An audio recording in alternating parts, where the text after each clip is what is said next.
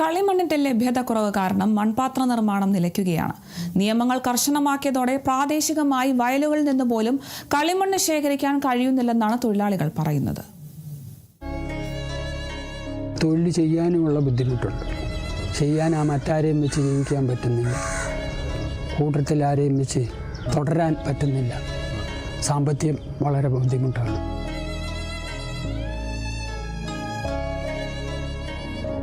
നാട്ടിൻപുറങ്ങളിലെ ചെറുകിട വ്യവസായമായിരുന്നു കളിമൺ പാത്ര നിർമ്മാണം.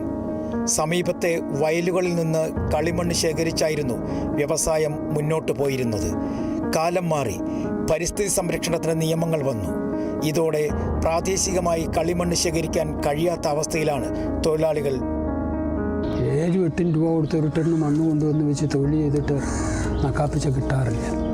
പിന്നെ തൊഴിൽ പ്രായമായപ്പോഴത്തേന് കളയാതെ ചെയ്തുകൊണ്ടിരിക്കുന്നതേ ജീവിക്കാൻ പാടും.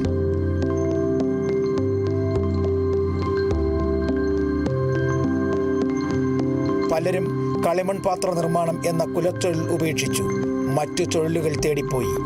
പ്രായമായവർക്ക് തൊഴിൽ നഷ്ടപ്പെട്ടതോടെ വറുതിയുടെ പിടിയിലാണ് ഒരു വ്യവസായവും ഒപ്പം അതിനെ ആശ്രയിച്ചിരുന്ന കുറേ ജീവിതങ്ങളും.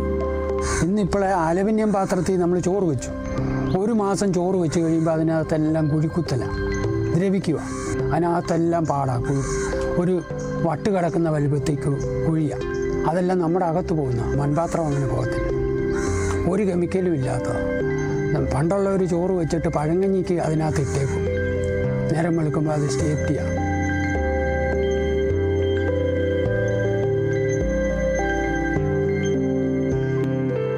പച്ചമണ്ണിൽ രൂപപ്പെടുത്തുന്ന പാത്രങ്ങൾ പാകപ്പെടുത്തുന്ന ചൂളകളിലും ഇന്ന് തീ കത്തുന്നില്ല. പൊള്ളുന്ന വിലയാണ് വിറകിന്. ഇതോടെ കളിമൺ പാത്ര നിർമ്മാണം ഉപേക്ഷിച്ചു പലരും. ഇനി ഏറെ വിയർപ്പൊഴുക്കി വിപണിയിലെത്തിക്കുന്ന പാത്രങ്ങൾക്ക് മതിയായ വില ലഭിക്കുന്നില്ലെന്നാണ് മേഖലയിലുള്ളവരുടെ മറ്റൊരു പരാതി. 4 രൂപ 2 രൂപയ്ക്കൊക്കെ കിട്ടിക്കൊണ്ടിരുന്ന സാധനത്തിന് ഇപ്പോൾ 10 രൂപ 1 കിലോ വിറകിന്. അതുപോലെ ഓരോ സാധനത്തിനും വിലയാണ്. അതുപോലെ മൺപാത്രത്തിന് വില എത്തുന്നില്ല. അവിടെ ചുമ്മാ കിട്ടും, ഇവിടെ ചുമ്മാ കിട്ടും. പാത്രങ്ങൾ ചെടിച്ചട്ടികളൊക്കെ ആണെങ്കിൽ വളരെ ചിലവ് കുറവ്.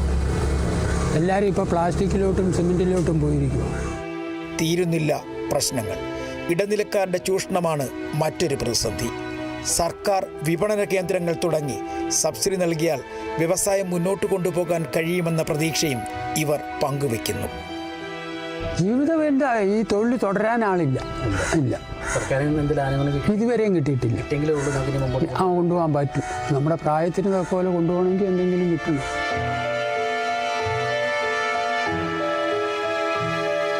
Kerala vision news, Alappuzha.